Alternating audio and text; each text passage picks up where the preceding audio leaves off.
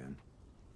So, I took Boozer into the Lost Lake camp, and I know, I know, I told you I was never going back there with Iron Mike threatening to break my neck and all, but didn't have a choice. See, Boozer was gonna die, and, well, he still didn't want to go. Hell, I didn't want to go, but like I said, didn't have a choice. Neither of us did, so it didn't matter.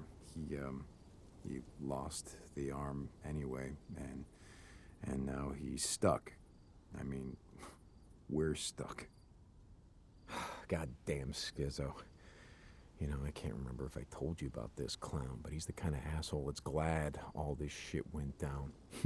He says he was gangbanging in Sacramento and Fresno. I don't remember, but he says he's not from around here, and he's not. Claims he was dealing drugs and guns from California to Oregon, and then everything went to hell. And you know what? I think he's full of shit.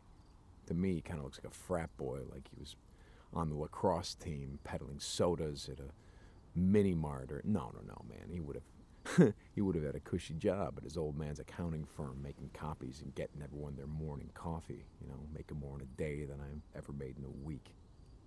You know, it's this game that Boozer and I used to play before we rode out of Lost Lake for good. We used to call it Who You Were.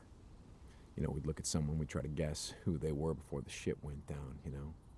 You know, I met a few drug addicts, a lot of ex-cons, no accountants.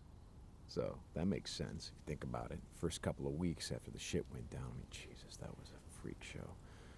There's no way some accountant or pencil pusher lived through that shit, so I don't know, maybe Skizzo's telling the truth. I'm not sorry that you missed it. I'm not. Anyway, Boozer and I wanted to head north and get away from all this shit, but that ain't happening anytime soon, or happening ever. Hey, look on the bright side. Looks like you're stuck with me. Okay, I'll stop by later. See you.